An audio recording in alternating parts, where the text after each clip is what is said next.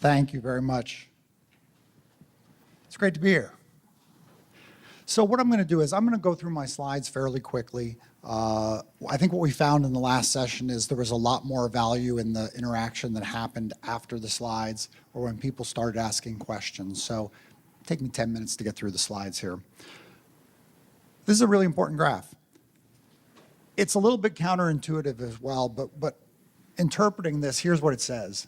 It says that if a child is in very, very poor quality care here, if you get them to barely moderate care, you'll actually increase their life outcomes. Their life outcomes will improve, their school outcomes will improve, et cetera.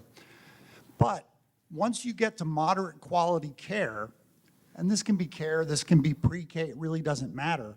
As you increase quality going this way, you actually don't get anything for it. You don't get anything until you get to the high quality and very high quality part of what you're delivering. Again, whether it be pre-K or early care. This has influenced our thinking tremendously because when we went out and did research with state pre-K programs, county pre-K programs, city pre-K programs, what we found is sure enough, only the ones that were operating at very high quality were having a difference, meaning they made a difference when kids exited the program. And when you went back and measured 2, 3, 4 years later, that impact stuck. There was still visible evidence of that impact. So we went and we studied state pre-K and city pre-K, and what we looked for, what we call exemplars. Who was doing it the best? What were they doing? How did they do it? And what could we learn? And our 4 exemplars are listed up here. See Boston, New Jersey, North Carolina, and Maryland. And it shows you the persistence of the results through 3rd grade, 4th grade, 5th grade. One of the things that's important is that the children in poverty in all of these programs, the more in poverty the children were, the bigger the gains those children had from where they started. And then when you look at the effect sizes, this is sort of statistical geek stuff, so I'll interpret that for you. An effect size like Boston is having, if you were training someone, for instance, to take the SAT, that effect size would be the equivalent of raising their score on critical reading by about 100 points, which is huge. It's just gigantic. So those 4 programs are the ones that are getting great results, and we then concentrated on what are these guys doing that make them different. We also looked at the cost. So I list 3 programs up there up top. Those are 3 successful pre-K interventions, but as you can see by the cost, yikes. If you're going to try to get public funding for kids at $15, $20, $25, up to $40,000 a child, it's not going to happen. You can look at some other programs such as Head Start and some other state pre-K programs, and they're somewhere between generally $7,000, $8,000, $9,000, but many of them don't work. They don't get outcomes for kids when they're graduating from pre-K, and they don't get outcomes that stick beyond pre-K. And they're still fairly expensive. Here are the costs of pre-K systems that we saw that were getting great results. And I'd say that the average is between $8,000 and $10,000. It's a little bit higher in high cost areas. Certainly Boston, high cost. The areas in New Jersey where these are operating are high cost as well. This area, for the most part, I would say would be a high cost area, but it gives you a sense, and it gives funders a sense of what it takes, cost per pupil, to deliver high quality learning for kids that actually gets results.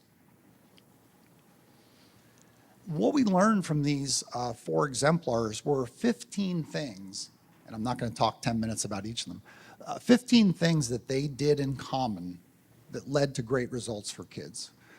They're detailed more in the paper. I guess there's a link sent to that paper. I'll go through them very, very quickly, and then we'll go right into questions.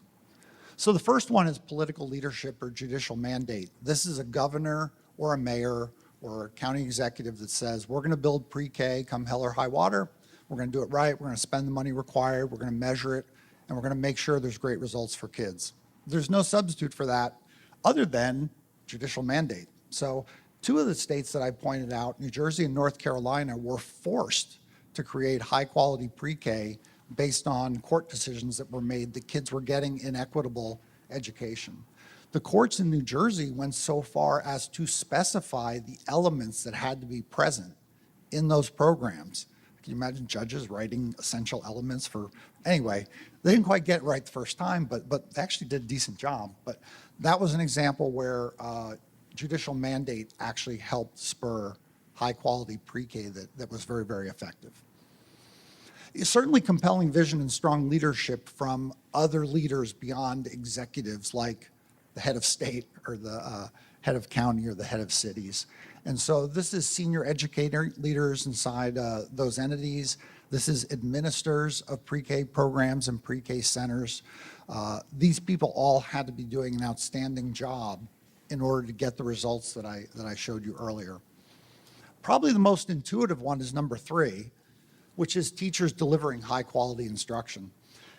If you go and set up a pre-K program and you measure how effective it is in the first year, so the first year you try doing this, I think it was alluded to earlier, you're generally not going to find much good happen because it's very chaotic, it's brand new, there are glitches everywhere, teachers aren't in the right rooms, kids aren't in the right rooms, people can't find stuff, stuff breaks, and it's basically a mess for a year or two. But after 2 years, these programs were able to start showing results. And after 4 years, they were able to start showing results that stuck with kids as they entered kindergarten, first grade, second grade, and beyond.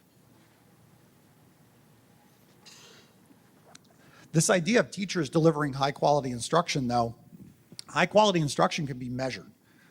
It can be measured by a trained observer walking into a room and observing a teacher for a number of hours in a number of different settings. And so high quality teaching really is at the top of the pyramid in terms of its importance. These are things called structural factors. You can look at them very quickly. I'm not going to go into any detail about any of these unless anyone asks, but it has to do with adult-child ratios, how many kids in the room. These have been shown over and over again to be essential elements for high quality early learning.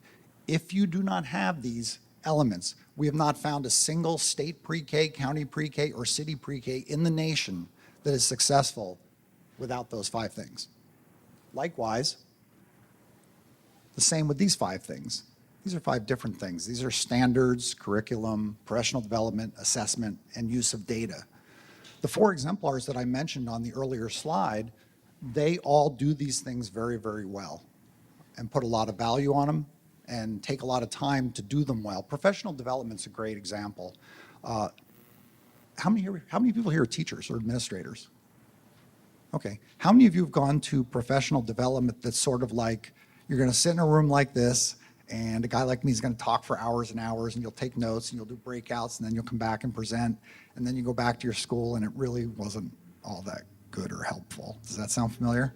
Yeah. So kind of those group sheep dipping things aren't the way these places usually do those things. So there's great formal professional development, but there's also an environment that supports informal professional development. And this means setting aside time so teachers, pre-K teachers in the system can get together with their peers and actually talk about what's working and what's not working. Excellent teachers can observe a pre-K class, and after that class is done, step in and talk to the teacher about what they saw that looked good and what they saw that they thought could be improved. And the professional development is a very positive thing delivered in a positive way. It's not putting an F grade in the teacher's permanent record or anything like that. It's actually much more of a, hey, you seem like you could do better on this. Let's sit down and figure out how to help you do that. And so these systems do an excellent job of that as well. And then the last thing is they actually identify, but more importantly, take care of children with special needs and dual language learners. And they make sure that dual language learners are ready for kindergarten in terms of their understanding of English. And they make sure that children who need special education get the services they need. The state of New Jersey spends $70,000 a child on special education services. And they do it because that's what it takes in New Jersey to get the best outcomes for those kids. So, in conclusion, only high quality programs matter. They can be delivered cost effectively. And most importantly, we've gotten beyond the conversation of High quality, high quality, high quality. I used to go out and people say, okay, stop talking about high quality. Just tell me what you think we should be doing. What does the research say we should be doing? And now we have the 15 essential elements. That's what should be doing. Those elements are the 15 as we understand them today. They're our best understanding of the research. It's possible they could change going down the road. There might be some that turn out they're not really as important as we thought. There might be some that aren't on there, family engagement, for example, that maybe will get on here and will prove to be super important for the outcomes kids have in pre-K and beyond.